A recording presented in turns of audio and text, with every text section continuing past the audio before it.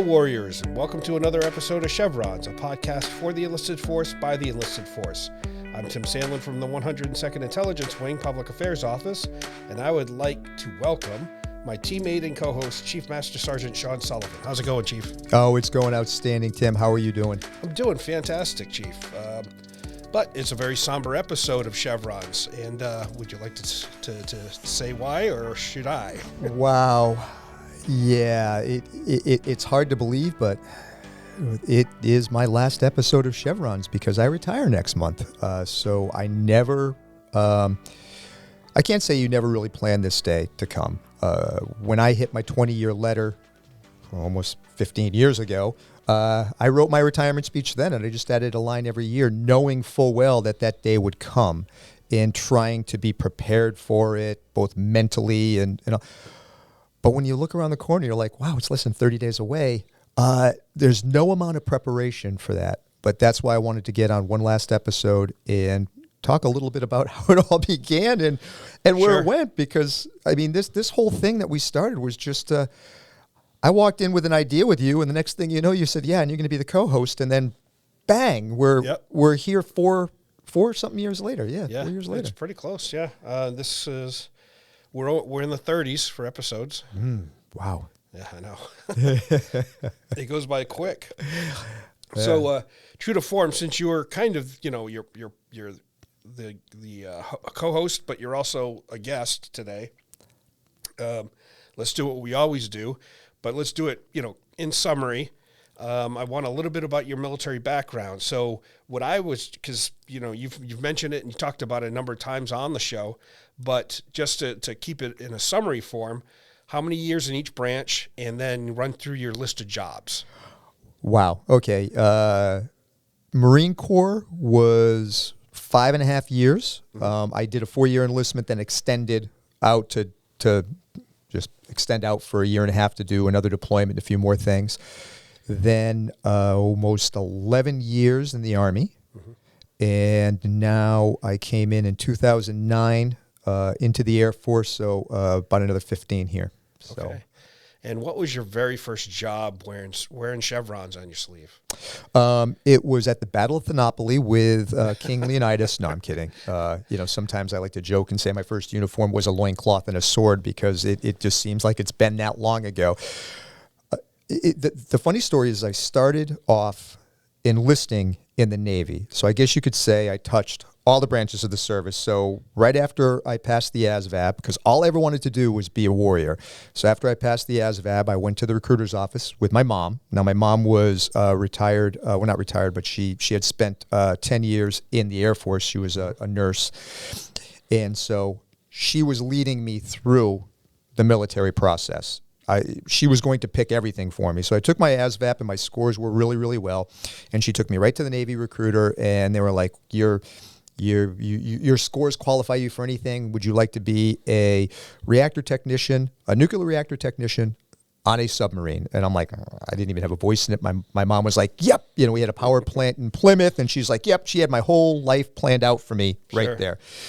And it was about 4 months later, a couple weeks before I was getting ready to go to MEPS and to, you know, swear in, and the recruiter wasn't there, the Navy recruiter, but the Marine Corps recruiter was. He was the only one in the building.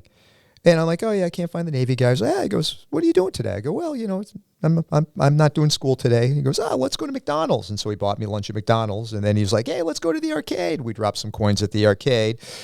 Hey, let's go back to the office and watch some movies about what the Marines do. Needless to say, in about 15 minutes worth of movies, he had me convinced to go, when I go to swear in, he was going to pick me up, and we were going to do the Marine Corps thing, and we kind of fast-tracked that, didn't let my mom know. Oh, that was going to be my next question. Nope, she did not know. And then I swore into the Marine Corps and open contract because he told me, with your ASVAB scores, you qualify for everything. And if you've ever seen in Full Metal Jacket, when they're all sitting there on the squad bay floor and the lead drill instructor is going, you know, so-and-so, yeah, this is your job, and so-and-so. It's exactly like that. That's real. That I don't know if they still do it that way, but that's what happened. All the open contract guys are sitting there, and all of a sudden, I remember, Anderson, here, you're going to be public affairs. I'm like, oh, that's pretty cool. You know, Jones, here, you're going to be aviation electronic mechanic thing. And I'm like, oh, that'd be a cool job. And I'm thinking, wow, and my ASVAB scores, wow, when am I going to get? Sullivan, here, infantry. I'm like, what? But I have to say, I absolutely loved it. Being outdoors and just the team building. It was the best foundation you can have for a very, very long career, is getting into something like that, because you have to learn right off the bat how to think on your feet, how to do problem solving, how to navigate relationships. You have to understand strategic thinking. You have to, all that stuff. So, and that just built the foundation. So yeah, I actually touched on 4 of the branches of the service in one way or another. Wow, that's crazy. So I presume that when you left the Marine Corps and joined the ranks of the Army, that's when you had another job pivot. Oh, yes. I went into I got out of the Marine Corps for no other reason than to finish college. I had managed to accumulate 2 years worth of schooling when I was in the Marines through various programs and night schools, and it was a little bit different back then. They didn't have all the the ways that you can go to school online, but there were a lot of opportunity, and I was building up credits. And my commander suggested that, hey, the Marine Corps could use good officers. Why don't you get out, finish off your school, and come back in? There's always programs out there.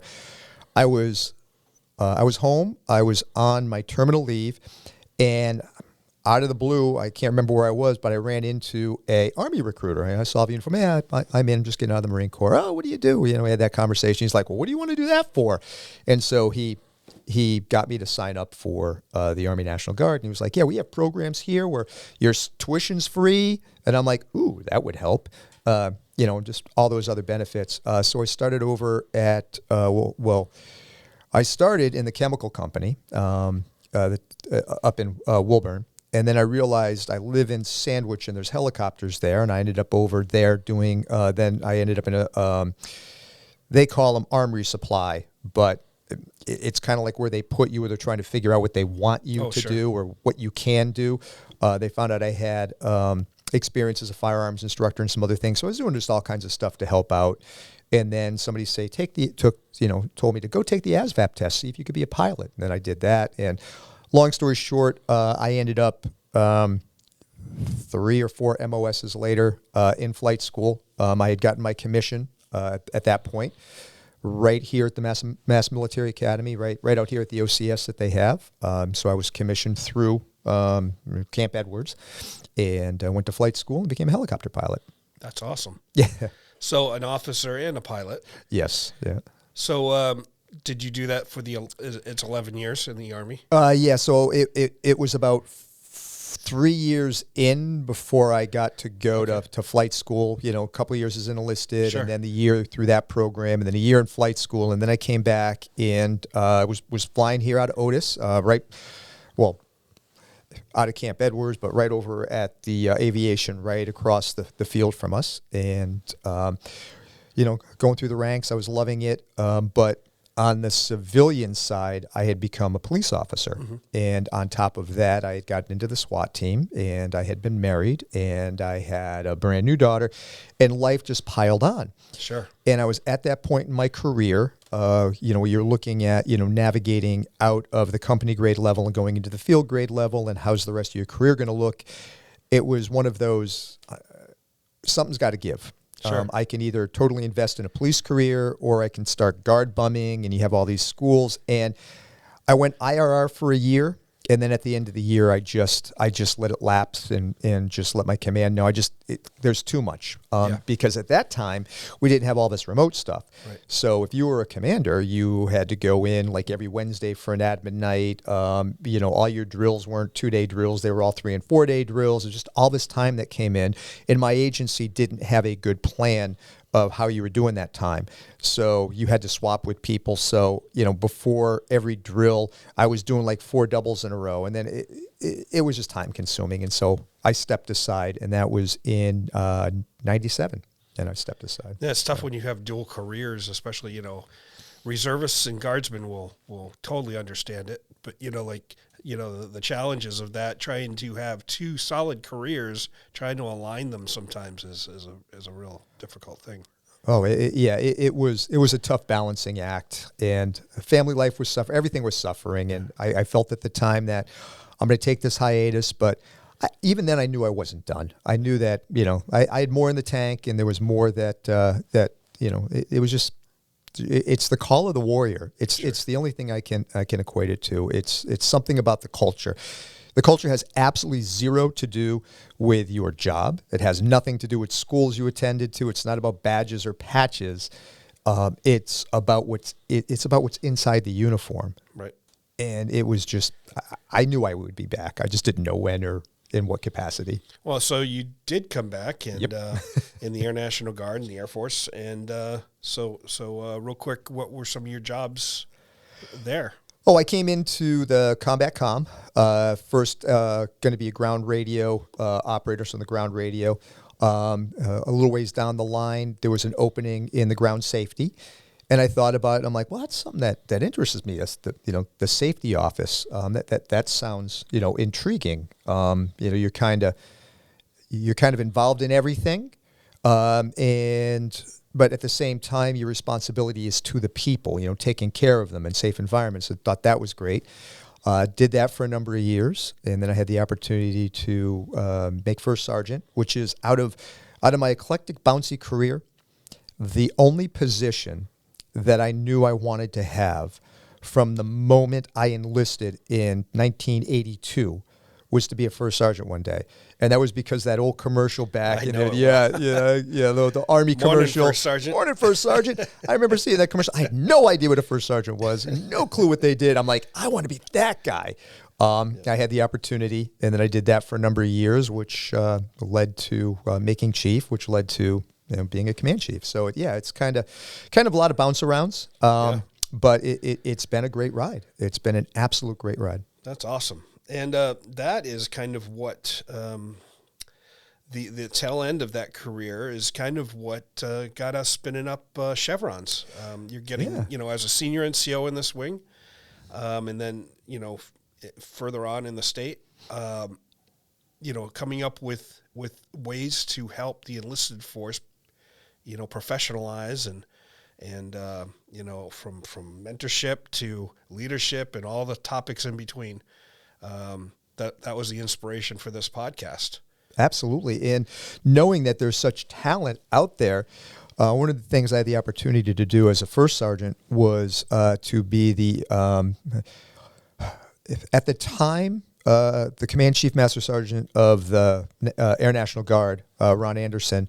I had got to know him as well as the functionary manager for the first sergeant field, Chief Kitzmiller, who had been on this episode. Right. We had her in for an episode, and we built a fast friendship, and I was trying to help the first sergeant field. And then Chief Anderson said, hey, listen, this is a one deep office. We need an alternate, somebody who can step in and help out and help fill deployment lines and just do all this national level stuff and work with the FAM and go around. And I had two-year opportunity to do that with her. And that's what really opened up the aperture of how much talent that's out there and how we sometimes fixate on where we're at. And where that is at, it might be a flight, it might be a squadron, it might be a group, it might be a wing.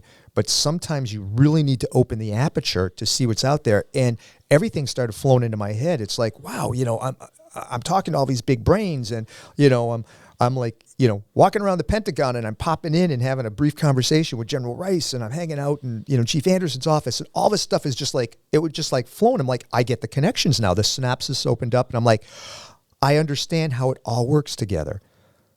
And then it made me realize that when I was a tech sergeant, I had no freaking clue.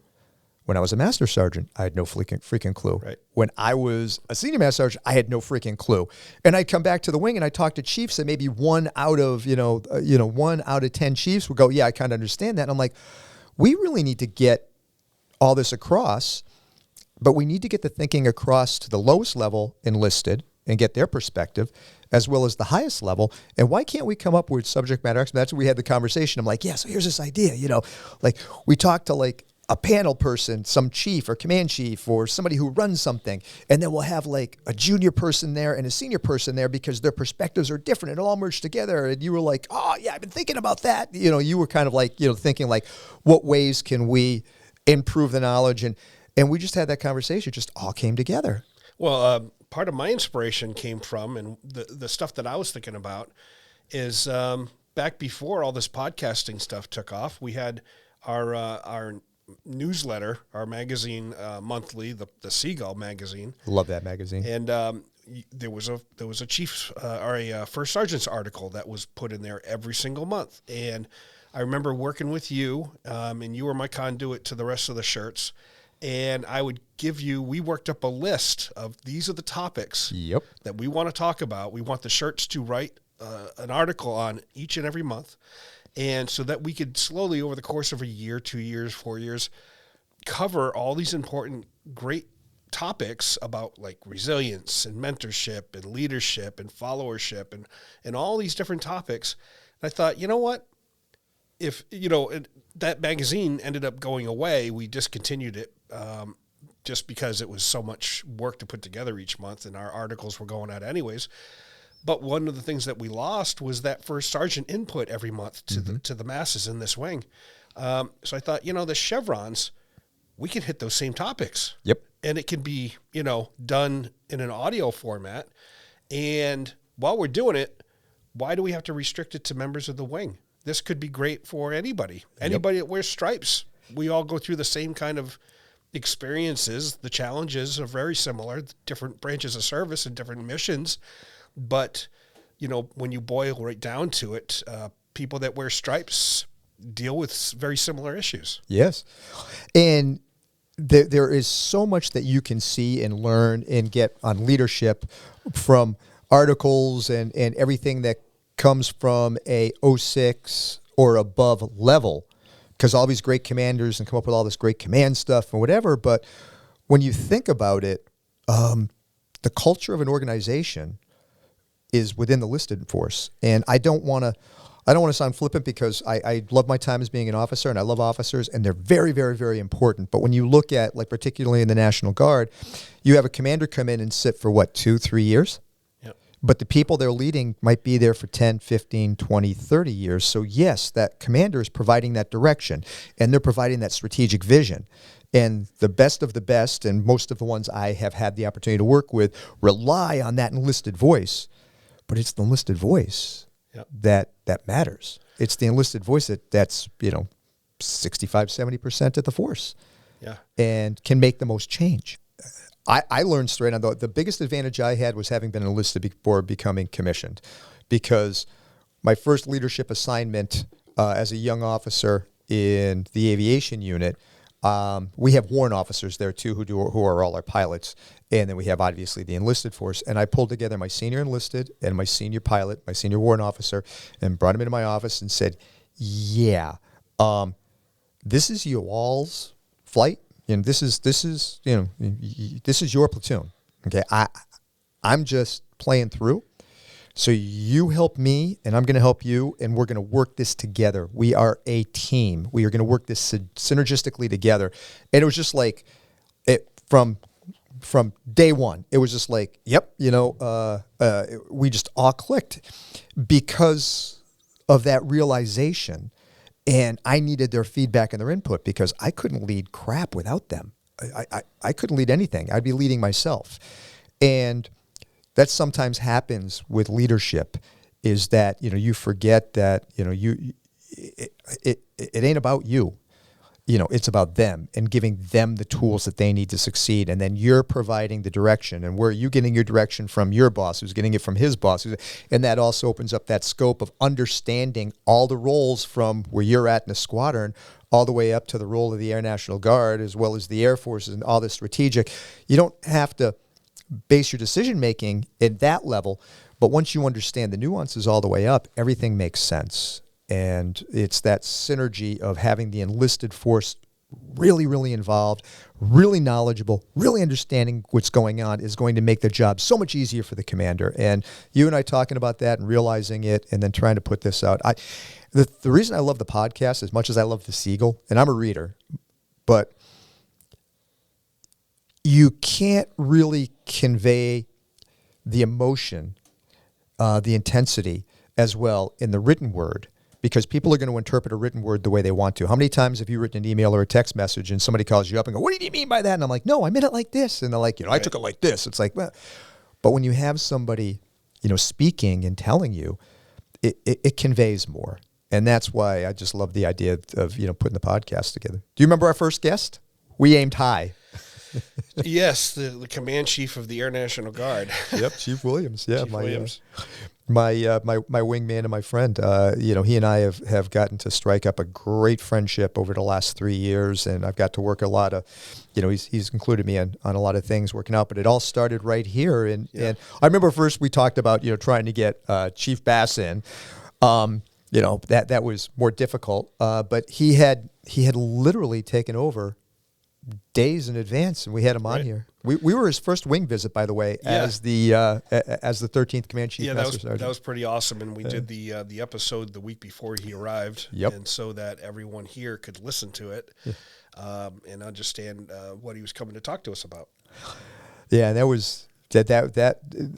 We started high, and we've had so many great guests. I mean, I wouldn't even know where to begin. We've had just so many great people come on here. Yeah, any highlights for you?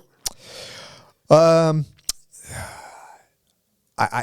thought that when we had Chief Powers, who was the legislative liaison assistant, that was eye-opening because to realize how everything kind of works together. It's like you can't function, without the political realm. It's the way that our country is set up, and for all its faults, and I mean, you can look at what's happening now and kind of roll your eyes, but it's there for a purpose, and it's a very, very valid purpose. But having somebody implanted in there and understanding the mechanism, I thought that was great. Obviously Chief Kitzmiller being one of my closest friends and having her come in and talk about First Sergeant Fields and whatever, I thought that was great.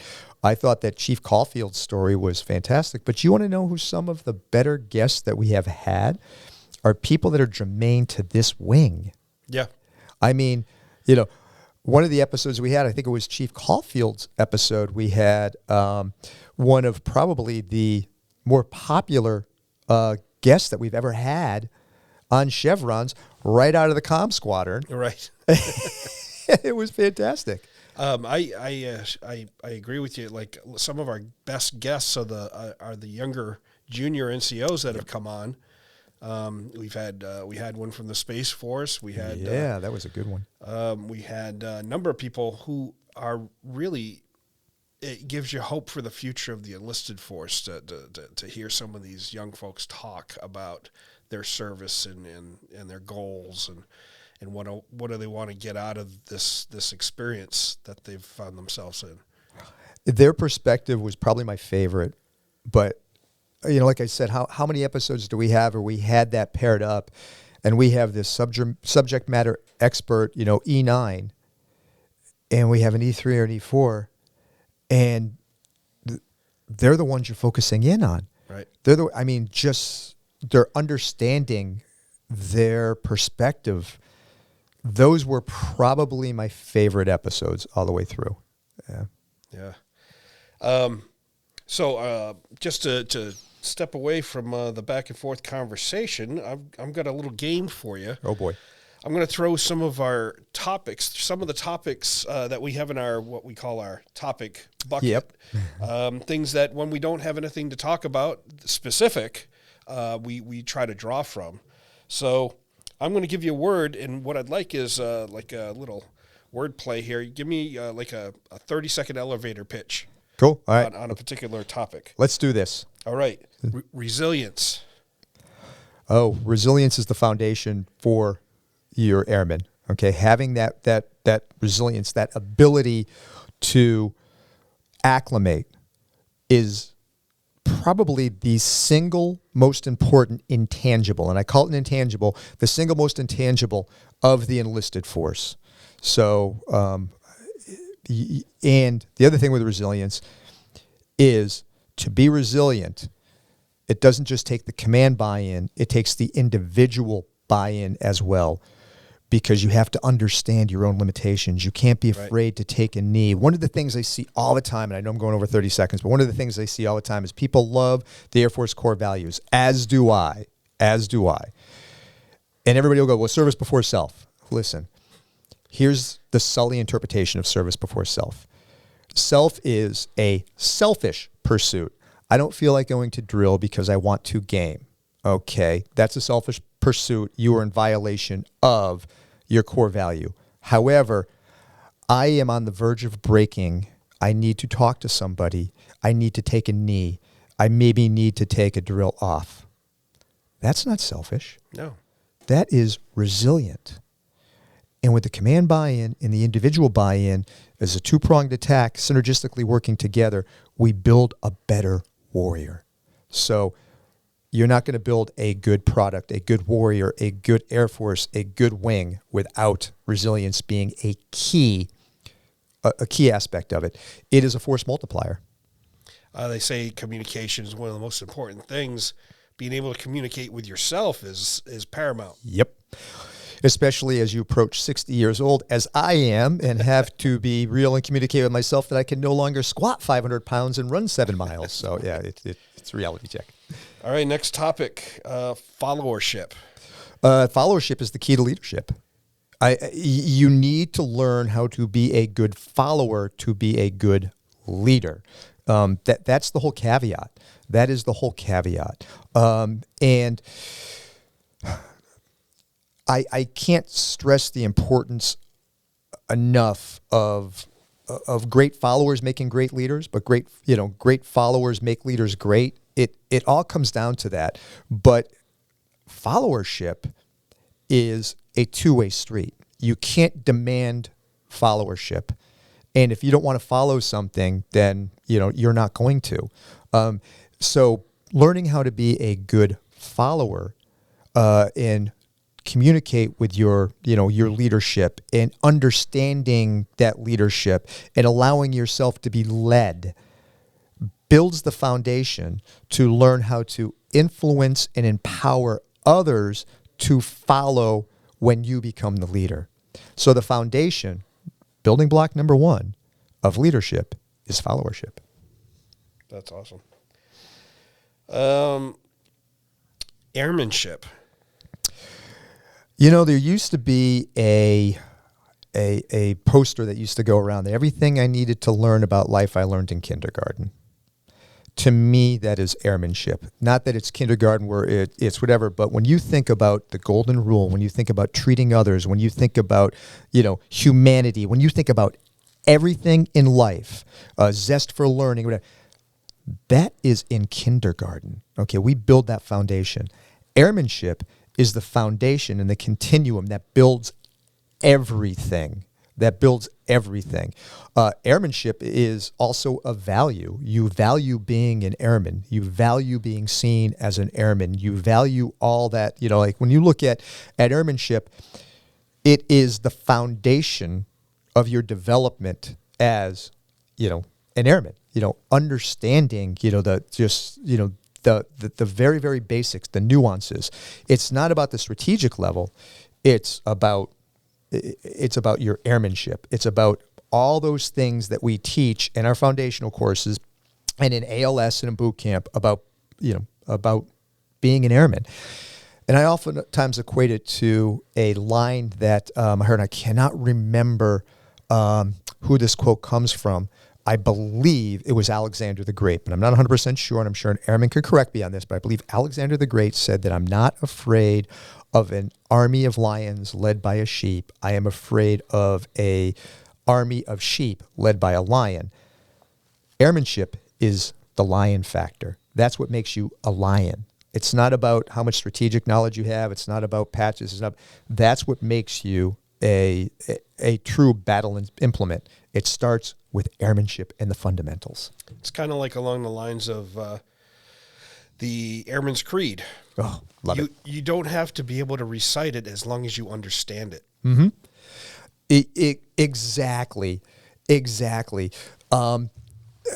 One of the things I used to do with our student flight when I'd meet with them is I'd go in and we'd break down the Airman's Creed and we'd take line by line and talk about what it means. But there has to be a personal meaning to the Airman's Creed. There has to be you have to have that personal buy-in. And the Airman's Creed is very important to me. A great officer and a colonel, a friend of mine up at Joint Force Headquarters, would often say that he reads the Airman's Creed almost every day. He'll pick it up and he'll just read it just to reinforce who he is. And I just thought that was such a cool thing, of doing that. And see, to me, words have very, very strong meaning. I mean, words are so important, especially in this day and age. The words you read and the words you say. Because to make another quote, I love quotes. Words convey thoughts, thoughts convey actions, actions convey deeds, deeds convey your character.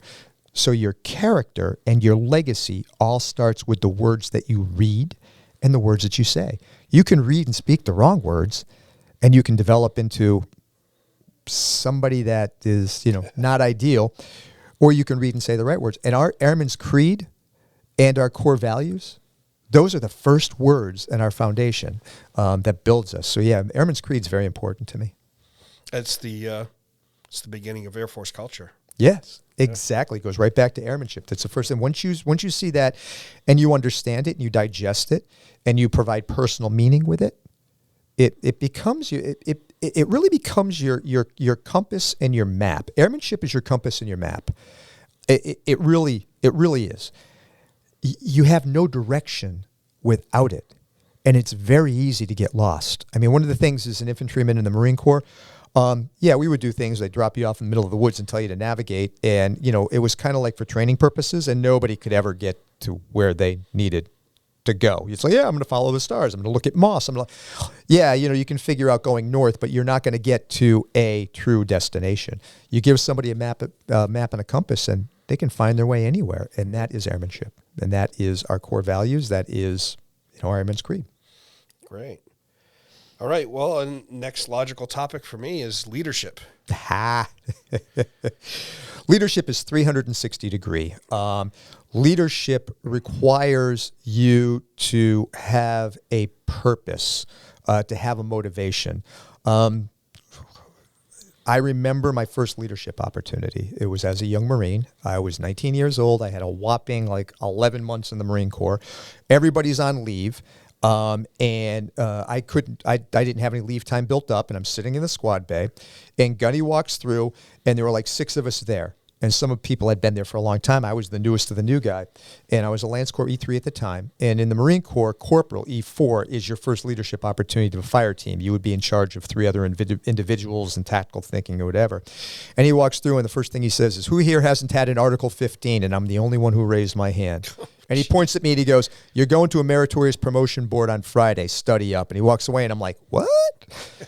Long story short, I ended up being meritoriously promoted to corporal for no other reason that I was the only one in the board. I think that if I had walked in, with my uniform on in a heartbeat, I would have been promoted. I make light of that. It was a very, very difficult board, and I studied my butt off for it. Everybody comes off a leave, and there I am in charge of 3 individuals that had 2 to 4 years more time in the Marines than I did, that were senior to me in age by 4 or 5 years. To say that I was successful would be a lie. I failed miserably. And 6 months down the road, Gunny comes in, turns around, pulls me aside, and goes, "You are failing miserably as a fire team leader." And he sat down and goes, "You are failing because of your motivation, your knowledge, but more so your why. You don't know what you're leading. You don't know why you're leading them." And I thought about that, and to me that became the foundations of leadership, is understanding your why, knowing who you serve, and understanding where you fit into the spectrum, and just, it all starts there, is know your why, know who you are, know what you're bringing to the table, and then, realize where your stopgaps are. And then the final thing he said to me, and something that resonated with me from 1984 throughout my life, is that you can either lead these people alone and fail, or you can lead them as a team and succeed. And I thought about it, I'm like, oh, okay, I'm trying to lead them from the front, but we're all in this together. And once we sat down and we talked, and we realized, hey, I had gaps in my education, but you could fill that. And even though I was the leader, we led as a team, and I found my purpose, and I knew my why. It all came together. And those were the things that I never, ever forgot in any leadership position I had over that. Lead as a team, understand your purpose, and know your why. You can check off those 3 things. Leadership is not, again, we go back to everything I learned in kindergarten. You check off those 3 boxes, you are good to go. All the books I've read, all the things, you pull nuances out of it. You pull little ideas and things but that's your foundation. That is your foundation. Good stuff. So let's see. I'm going to throw a curveball. Of course you are. Stump the chimp, right? Stump the chimp. Yeah, one that's not on our list. Oh, boy. But I think it's a pretty easy concept to understand. And it goes right back to the Airman's Creed, integrity. What's that mean to you? I bring it down to the very, very basics. Everything that I do as if I am being watched by every camera in the world. Now, if you set that as your foundation and you always have that in the back of your head, then you won't slip up on the small things, which makes you, which increases your own personal integrity for the big things. I use a higher power. I don't want this to fall into a religious context, but I believe in God. I have an eternal faith. So I always use that as my higher power. Like, I'm always being watched. But I'd always know that, my mom who passed was watching me, and I kind of use that as my basis. But once you can do that with the small stuff, you can conquer the big things. So turning around and having, like a higher directive, like making sure that you're not throwing trash on the ground. If you're not just driving down the road and throwing your gum wrapper and saying, it's no big deal, it's just a gum wrapper, throwing it out the thing, well, then you're not going to end up, throwing out the big thing. Right. Walking by a desk and seeing a quarter on the desk and going, I don't know whose quarter that is, but, I could use a quarter. It's just a quarter. Well, that quarter leads to a computer, which leads to a car, like all these little things. So integrity starts with the smallest of the smalls, and always having that philosophy of, I am being watched externally builds now I can watch myself, so it starts with that. You got to start at that foundational level. I don't need to think about, God watching me anymore for me to always do the right thing. It's become intrinsic. It's become just like, you kind of know. But it starts with that first level of, everybody's always watching you, so make sure you're doing the right thing. And then once you do that repetitiously and it builds the reps, then it builds the muscle memory, so you don't even have to think about it. You just know you're going to do the right thing. I walk down the street and I see, a banking envelope with a business name on it. I open it up. It's got $10,000 in it. I already know I'm not keeping it. Right. I'm taking it right to the police department, or I'm going to contact that business, or I'm going to do something and I'm going to get it to the rightful owner. Who would know? Well, I would know. It's not even a consideration. Exactly. But it all started with God's watching me, so if I open up my mom's wallet and I steal that $1, it's just $1 and it's just my mom, but that well, and she'll never look at you the same way again. Exactly. And once you lose your integrity, you will never, ever get it back. Wow. So I think I'll leave the word exercise there. Cool. That was a good topic. So what's in store for the future? Well, I have been involved with bodybuilding my whole life. Anybody who knows me knows that. Anybody who's Googled me, funny story about that. When I was on my deployment, the airmen Googled, Sean Sully Sullivan, and found all my bodybuilding pictures online. And as a first sergeant, I'm going and doing all the room inspections, and I walk into one of the airmen's room, and what he had done is he had taken all my bodybuilding pictures and changed the heads out to he and his roommates. There were 3 of them. And so here's and he walled their entire room, floor, bed, walls, ceiling. I mean, I should have been upset with him because they spent how much money did they waste in paper? But I looked at him like, so, just a little funny story, but, nothing here nor there. But I'd been involved with the sport since I was 13. And about 3 years ago, I was promoting competitions, and the head of that federation wanted to build a leadership team. And we had long talks about leadership and how, you need a strategic planner and you need an influencer and all these things for great leaders and all the stuff that we learned in our NCO schools. And so he picked a team, and I was on that team. So for the last 3 years, my 3 business partners and I have been navigating our little bodybuilding organization, Cottage Industry, into a superpower. We have 115 shows in the United States. We've now gone international. Wow. We're going to be in Australia, Spain, Canada, England. I mean, the list goes on. So I am basically going from, one leadership role to another leadership role. But I swear that God has blessed me. I have spent all my time in what I like to call the candy store of occupations. It's been a joy. Every minute I've spent in this uniform has been a joy because I love airmen. I love the people around me. I get more from them than I could ever give. And I feel the same way now about the bodybuilders and the athletes that we serve. It's all drug-free. Everybody, is steroid-free. When we're really trying to keep people off the performance-enhancing drugs, we're pulling in a strong element of teenage competitors now. So we're providing direction for teenagers. So all these things are just repackaged and now put into the bodybuilding realm and the bodybuilding world. And so that'll be my life after this. Sounds like, with the anti-drug policies of that organization, you're driving home the integrity piece once again. Amen.